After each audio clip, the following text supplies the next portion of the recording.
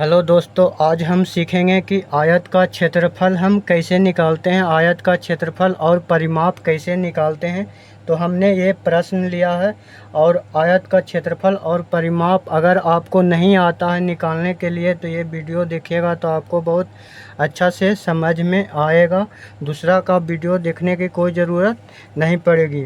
तो आइए हम देखते हैं। एक हम प्रश्न लिए हैं और इसमें कह रहा आयत का क्षेत्रफल और परिमाप ज्ञात कीजिए।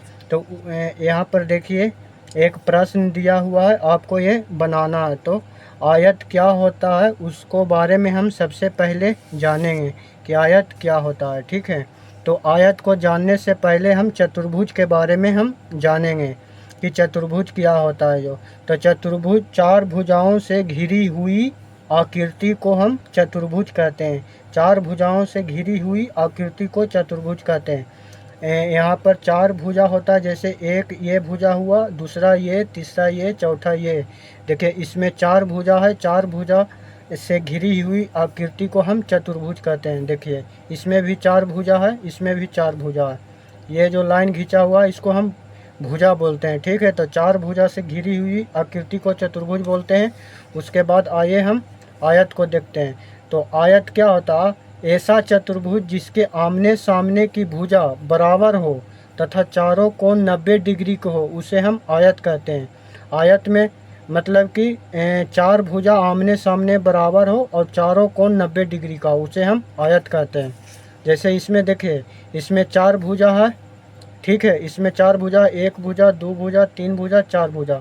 चारों भुजा की लंबाई और चौड़ाई समान है। देखिए इस भुजा की लंबाई 5 सेंटीमीटर है, इस भुजा की लंबाई 5 सेंटीमीटर है, इस भुजा की लंबाई 3 सेंटीमीटर है, इस भुजा की लंबाई 3 सेंटीमीटर है। यानी कि इस दोनों भुजा की लंबाई है जो 3 सेंटीमीटर है और इस भुजा की जो लंबाई है 5 सेंटीमीटर है। इसमें भी देखिए दोनों आमने सामने की भुजा समान है कि नहीं? लंबाई 8 सेंटीमीटर 8 सेंटीमीटर, इधर भी दोनों का समान है और चारों कोण 90 डिग्री का हो। ठीक है, 90 डिग्री का चिन्ह ऐसे होता है। ठीक, ऐसे होता है 90 डिग्री का चिन्ह। तो इसमें देखिए चारों कोण है जो 90 डिग्री है, इसमें भी है। यानी आयत उसको हम बोलते हैं जिसका चार भुजा आमने सामने की भुजा समान हो और चारों कोण 90 डिग्री हो। और दूसरा इसमें आप ये समझेंगे कि बड़ी वाली भुजा को लंबाई कहते हैं। इसमें बड़ी भुजा ये है। ठीक है, तो इसमें बड़ी भुजा को लंबाई, इसका इस आयत की लंबाई 5 सेंटीमीटर है और छोटी भुजा को हम चौड़ाई बोलते हैं। ठीक है, तो इसमें छोटी भुजा 3 सेंटीमीटर है, तो इस आयत की चौड़ाई 3 सेंटीमीटर हो जाएगा।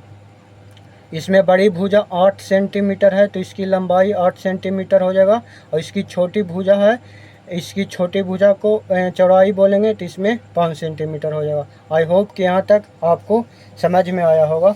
तो आइए चलते हैं हम आयत का क्षेत्रफल और परिमाप निकालेंगे।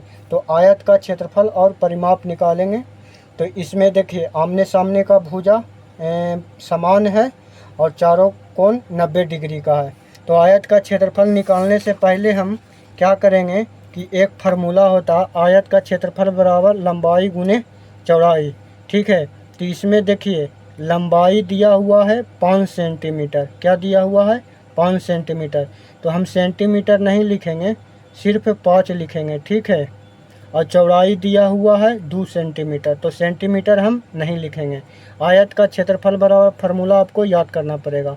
तो लंबाई का वैल्यू हम रख दिए 5 और यहाँ पर गुना है तो गुना, और चौड़ाई है 2 सेंटीमीटर तो यहाँ पर हम लिखेंगे 2।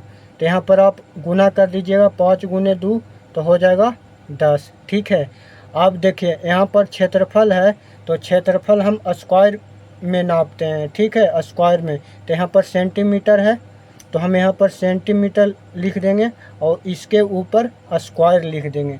अगर मीटर में रहता तो हम मीटर लिखते हैं और ऊपर स्क्वायर लिख देते हैं। ठीक है, तो आयत का क्षेत्रफल ऐसे निकलता। आपको फार्मूला सबसे पहले याद होना चाहिए, लंबाई गुने चौड़ाई। और इसमें देखिए लंबाई 5 सेंटीमीटर है, चौड़ाई 2 सेंटीमीटर है, रख के गुना कर देंगे। अगर मीटर में रहेगा तो मीटर का स्क्वायर कर देंगे, सेंटीमीटर रहेगा सेंटीमीटर का स्क्वायर कर देंगे। ठीक है, तो आयत का क्षेत्रफल तो हमको से निकल गया। अब निकालना है परिमाप। तो परिमाप निकालना है तो सबसे पहले हम देखेंगे कि परिमाप क्या होता है। तो परि का मतलब होता है चारों ओर, परि का मतलब होता है चारों ओर, और माप का मतलब होता है दूरी, यानी कि चारों ओर इसको दूरी को मापना ही परिमाप कहलाता है। ठीक है, चारों ओर दूरी को मापना। तो आप चारों ओर दूरी को आप मापिए।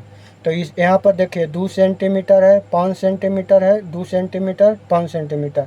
तो जोड़िए 2 और 5 7 और 2 9 और 9 और 5 14 सेंटीमीटर हो गया। ये तो आपने दिमाग से बनाया। अब आइए फार्मूला से हम बनाते हैं। तो आयत का परिमाप बराबर होता है 2 कोष्ठक लंबाई प्लस चौड़ाई। ठीक है, आयत का परिमाप बराबर होता है 2 कोष्ठक लंबाई प्लस चौड़ाई। तो यहाँ पर हम क्या करेंगे, 2 है तो 2 लिखेंगे, ये तो फार्मूला वाला है। ठीक है, और यहाँ पर देखिए लंबाई है 5 सेंटीमीटर, तो यहाँ पर भी हम सिर्फ 5 लिखेंगे। ठीक है, प्लस है तो प्लस, और चौड़ाई है 2 सेंटीमीटर, तो यहाँ फिर सिर्फ हम 2 लिखेंगे। ठीक है, उसके बाद क्या करेंगे, 2 है तो 2 लिखेंगे, और यहाँ पर 5 और 2 कितना हो जाएगा, 7 हो जाएगा। फिर यहाँ पर 2 गुने 7 है। ठीक है, 2 गुने 7 हो जाएगा 14 सेंटीमीटर। क्या हो जाएगा, 14 सेंटीमीटर। परिमाप हम जब निकालेंगे तो यहाँ पर सेंटीमीटर जो रहेगा ना, सेंटीमीटर हमको लिख देना, मीटर रहता तो मीटर सिर्फ लिखते हैं। ठीक है, आई होप कि ये वीडियो आपको बहुत अच्छा लगा होगा, अच्छा से समझ में आया होगा। अच्छा से समझ में आया होगा तो वीडियो को लाइक शेयर सब्सक्राइब करें। तो ये सबसे पहले आपको आयत का परिमाप का फार्मूला आपको याद करना पड़ेगा। 2 कोष्ठक लंबाई प्लस चौड़ाई होता है। यहाँ पर देखिए 2 को 2 रखें, कोष्ठक है तो कोष्ठक का चिन्ह दिए, लंबाई इसमें 5 सेंटीमीटर है तो 5 सिर्फ लिखेंगे, और प्लस है तो प्लस, चौड़ाई 2 सेंटीमीटर है तो यहाँ फिर सिर्फ 2 लिखेंगे। फिर देखिए 2 को 2 लिखेंगे, कोष्ठक है तो कोष्ठक, और 5 2 7 होता है, फिर दोनों में गुना कर देंगे तो 14 सेंटीमीटर हो जाएगा। आप ऐसे भी निकाल सकते हैं। परिमाप का मतलब होता है चारों मतलब कि चारों तरफ दूरी को माप लेना ही परिमाप कहलाता है। ठीक है, तो आप ऐसे भी निकाल सकते हैं, 2 और 5 7 और 2 9 और 5 14, और यहाँ पर भी देखिए 14 आया। ठीक है, आई होप ये वीडियो आपको बहुत अच्छा लगा होगा।